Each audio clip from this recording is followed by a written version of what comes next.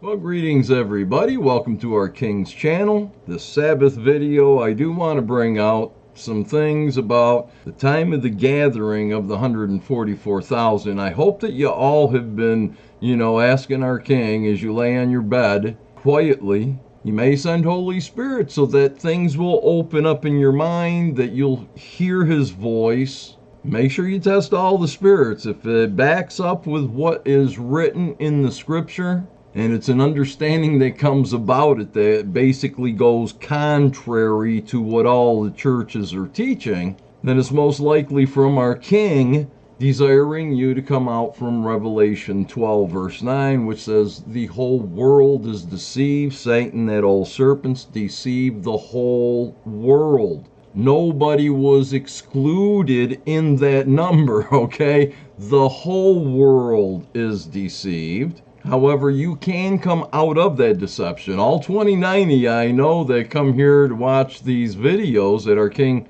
leads me to bring forth for you, which is a living sacrifice.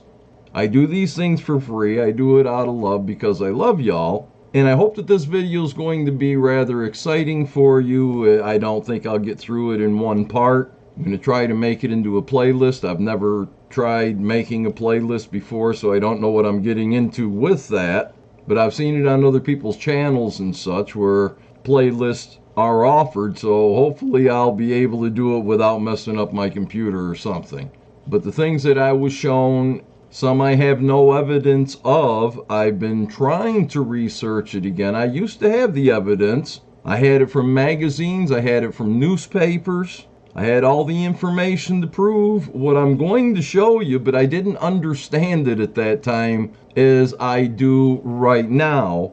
As I stayed on my knees over here on the other side of my bed, praying for you all just the other day, I did utter the words which I normally do not say in my prayers, because our Father, nor our King, nor I, enjoy repetitious prayers. And mind you, earlier before I got onto my knees, I was asking our King, it's like, Yeshua, please, I really would like to know more about the gathering, the when and the where. As far as the how, it doesn't, really matter exactly how. I know you're going to be sending your holy Malachim to gather together those that you're going to gather. I just would really like to know the when this is going to take place and where we're going to be gathered to. Just a little heads up. You said that you would reveal these things to your servants prior to these things taking place. You're going to reveal these things, and I know you're going to, so I was showed something and I had to get on my knees and do some praying. So when I did, during the prayer, and after praying for y'all that I said I would pray for you all, and I do every day, but I actually had said, to Yahshua, your kingdom come and your will be done on earth as it is in heaven. And it was like, whammo, the understanding that came to my mind right as I was saying it, I know it came from our King. He turned on a little switch, and I saw so many things so plainly, and I'll show you some scriptural evidence. But as far as the full evidence that I want to point out, as stated, a lot of the evidence is no longer available from what I can find, at least on the internet. And I certainly can't remember the newspaper names, the day, the year, whatever day it came out, to be able to get the articles or anything. I used to have all that knowledge. I used to have the actual articles or photocopies of them if I had to make copies in the library or something for future use, which I was hoping I would have, but then they burned me out and everything. But all that was destroyed. However, some of y'all may not even be old enough to even know what I'm going to bring up. Some of you may have been in an area where you may have actually heard what I'm going to bring up. And it started somewhere around 1989. It was actually earlier than that, but here in around 1989 is when on the Star Trek shows they introduced the Borg. Now some of y'all may have never heard of Star Trek before, Sort of like a lot of people don't know what a vinyl record is. Others might not even know what a cassette tape is because they were phased out years ago. But here they brought out the Borgs. Now, the most infamous or famous statement that the Borgs make is when they say, "We will assimilate you." And Captain Pritchard, or whatever his name is, that was of the Enterprise, got captured by the Borgs, and they assimilated him, and he had tubes coming out his head and everything, where all their minds were hooked up to one collective, which was all controlled by the Queen Borg. Sort of like the Queen of Heaven. Now, something that y'all might not understand, or I should say know of, is that when our Father's kingdom does arrive, it's going to be square. And it's like 1,500 miles in each direction, up and down, which means there could be 1,500 different floors or stories in that cube, wherein each space is like almost a mile high. They could have clouds and everything on every one of those 1,500 floors in Yahweh Shema when it arrives. And I'll show you the facts on that shortly, but it was around 1989 that the Borgs here, and this is their vessel that is showing a picture of, but even back in those days, I said, I do believe what they're speaking of there in trying to run down is Yahweh Shema, and Father Yahweh wanting all of us to do his will, which is the keeping of the give or take 613 laws that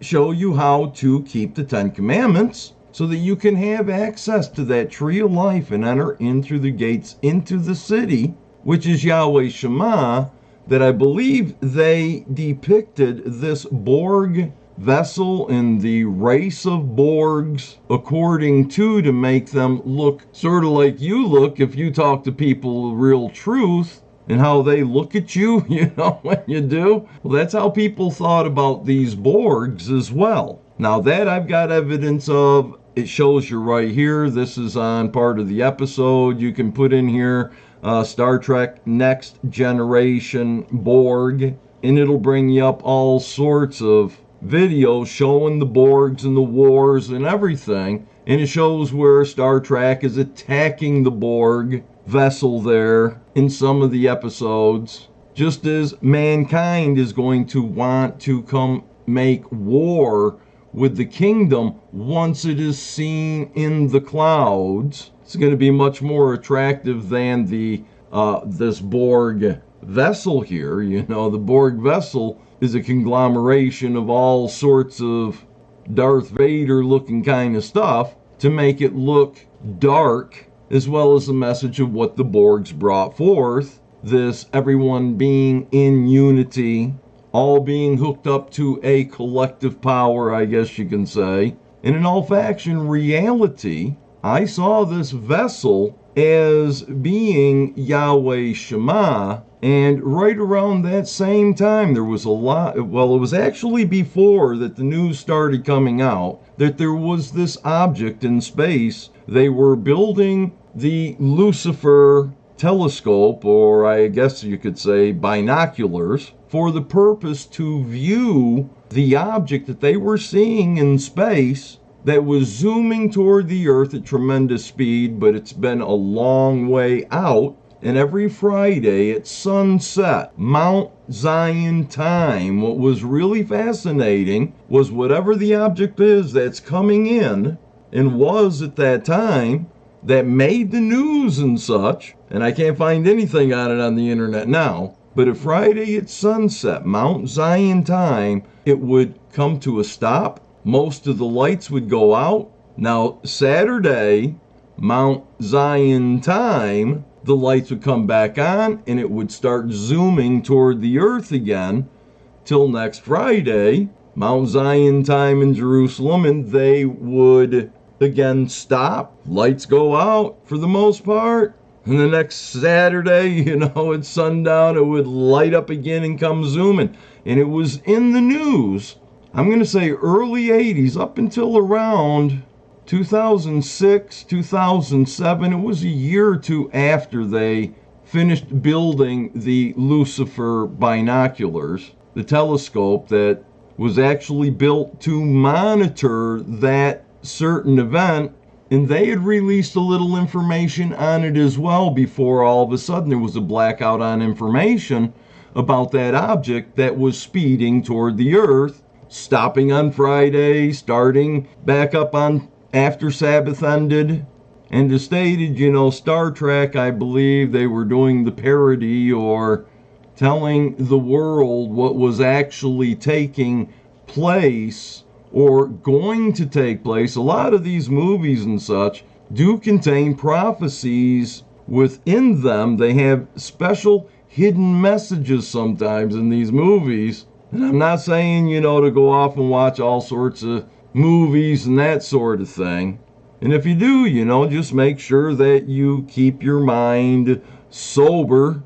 Don't get drawn into these things. Engage everything according to the law. The give or take 613 laws. Gauge everything according to it. Don't accept the lies, but there will be truth in most everything. There's a little itty bitty bit of truth. Just like when you're panning for gold and you might have a whole bucket that you've washed down in the pan, and then you look and there's only a couple little specks of gold. But after a while, all that gold that you collect, you can make a ring or a coin or so many other things. So a little truth here and a little truth there builds up. Next thing you know, you got some wisdom going on. But here in Revelation chapter 21, verse 9, it says, Then one of the 7 holy Malachim who had the 7 bowls filled with the 7 plagues came to me and talked with me, saying, Come, I will show you the bride, the Lamb's wife. Speaking, of course, about the 144,000, the remnant, as well as the number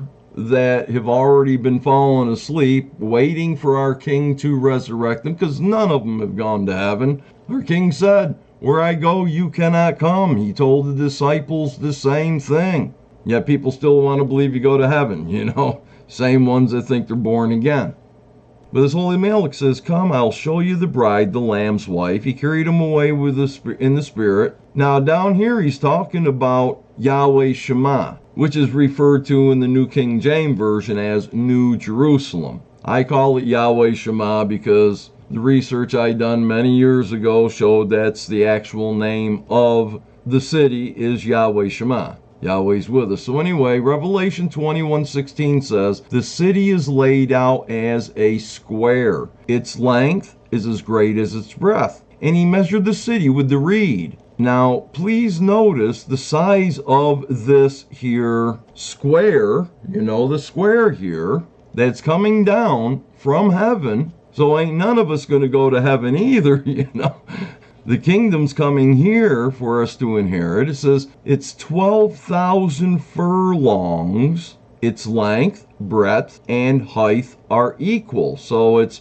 is a cube of 12,000 furlongs. Well, how big is this furlong? Well, I did a quick Google search here and I put up 12,000 furlongs in miles. And as you can see right here, it says 12,000 furlongs, US, mile, 1,500.003 miles. Now, when I used to travel from Texas to New York and from New York back to Texas again, the trip one way was around 1,200 and some odd miles, okay? That was from Abilene, Texas to Durhamville or Canastota or Rome, New York, was like 1,200 and some miles. Yahweh Shema is like 300 more miles in one direction. And so I've got a prop that I want to show you something here.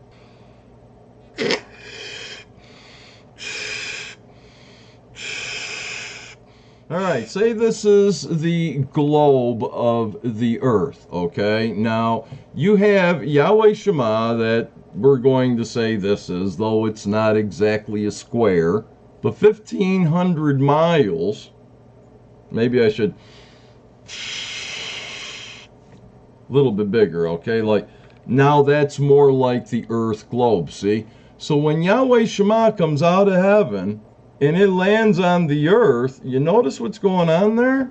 There's these like big gaps, only touches right in the center there of what would be Yahweh Shema on the earth. And the edges are, probably 100, 200 miles from where it would be sitting there on the farthest edges, 150, 200 miles, 300 miles maybe from the earth to the bottom of the Yahweh. Why is it that Father Yahweh would have a square to come down and sit on a circle? It's just one of those things that I don't understand. There are plenty of things that eye has not seen nor ear heard, but I got a sneaky suspicion when Yahweh Shema does come off the clouds, where it's going to be sitting here before too awful long, and when it comes down on the earth, I have a funny feeling that the earth may have a different shape. And of course, Yachanan there was saying that he saw a new heaven and a new earth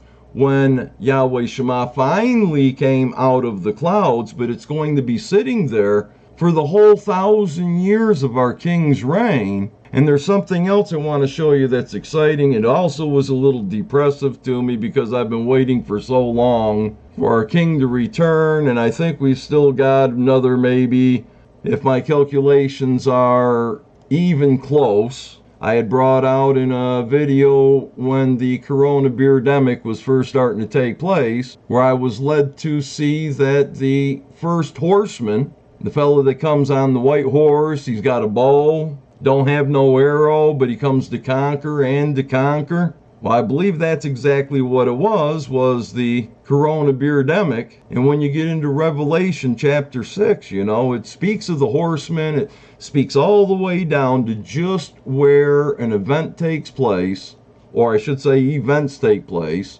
And then starting in chapter 7, right after that certain seal was bursted open, our king popped that sucker.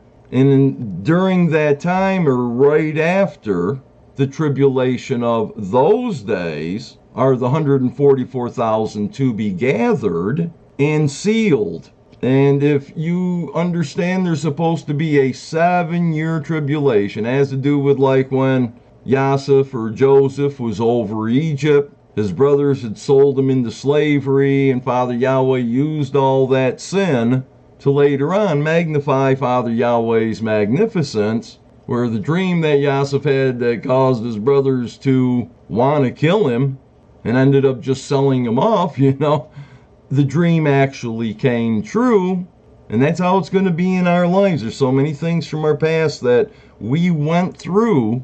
You might not realize it at the time. It might be years down the road when all of a sudden it's like a dawning comes on you where, oh, it just dawned on me that this and that. That's where wisdom comes from, is when certain things in your life or whatever open up to where you can see what it was about with crystal clarity, knowing our king was guiding you through it for a purpose that may just have been fulfilled or might not be for another year or two or whenever.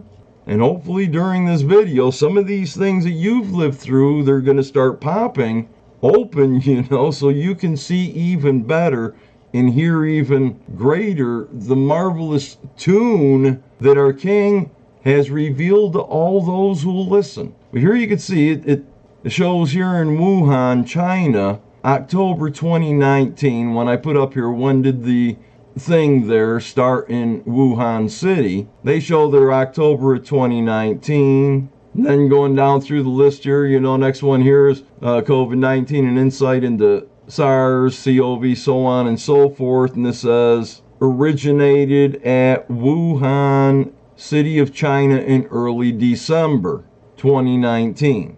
Okay, so it was early December 2019. One says, another says October 2019. So let's just focus on 2019. And knowing that Revelation chapter 6, which shows these seals being open, I believe this is the first part of the 7-year tribulation. The first 3.5 years of it come to fulfillment right here in Revelation 6:12 through 17.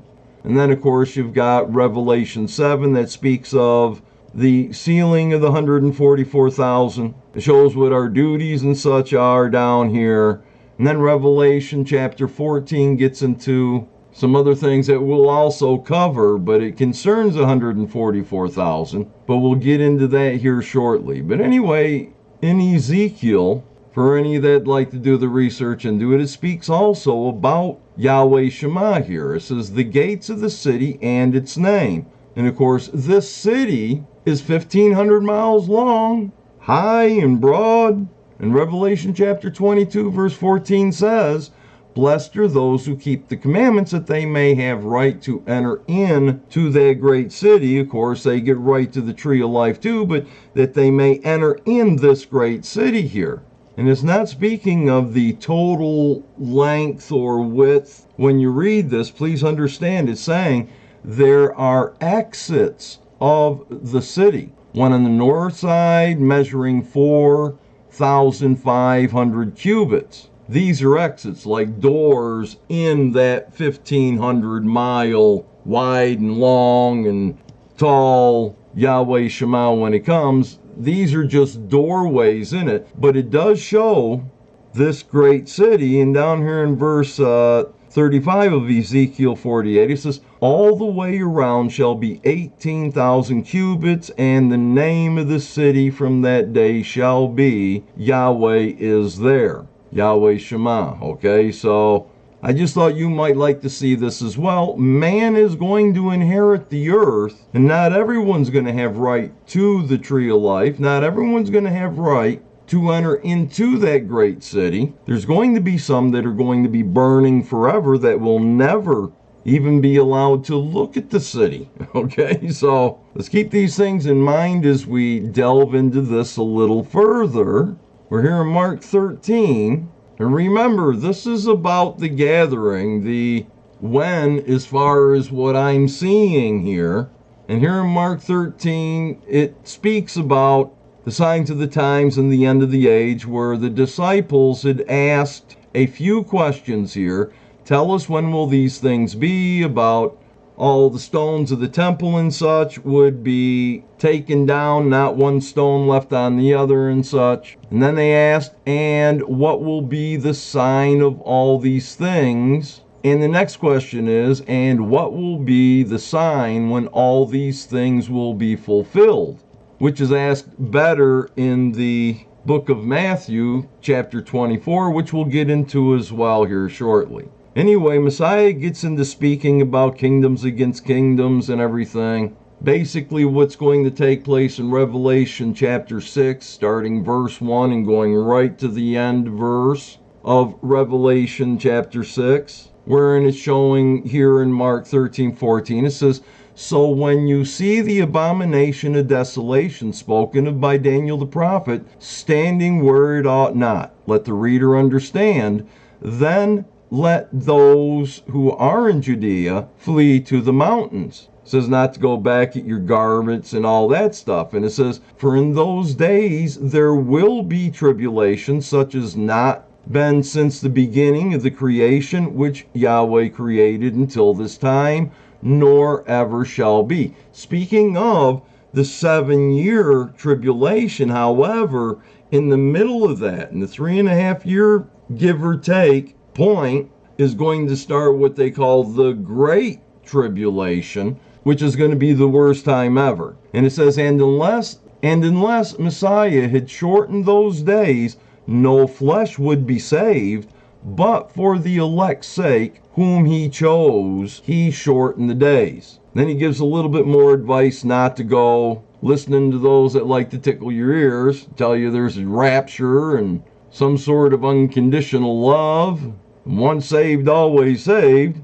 Malarkey, I mean, our Messiah said to beware of those fellas. Now here in Mark 13:24 it says, but in those days after that tribulation, after the first 3.5 years is coming to the conclusion, to where now these 144,000 will be gathered and do their duty for the worst part of the tribulation, the Great Tribulation. So after the first 3.5 years there it says, but in those days after that tribulation, the sun will be dark and the moon will not give its light.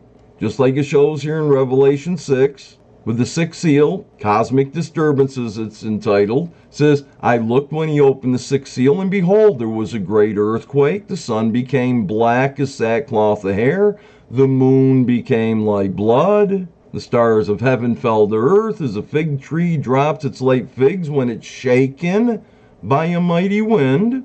And these things are going to take place after the first part of that tribulation, the first 3.5 years. Says, but in those days after that first part of the tribulation, which now you're going to go into this great tribulation, that if the Messiah didn't shorten days, all of us would perish. That's how bad it's going to be. It's not that bad yet, but it's going to be a great tribulation. And you'll know when the 144,000 are gathered, and I kept wondering this, people ain't listening to us, Yahshua, There's very few that can even hear our voice. They cannot see your words in the world, but those that you allow to come here, they can see your words, but how are we going to proclaim to all nations, every tongue, your truth? They're not listening to us now. What is going to bring forth anything? Is it when you pour out Holy Spirit on all flesh that they're going to then listen to us? And what was revealed to me, we'll get into later, but it should blow your socks off. It's just like so far out, man. Well, there we go again.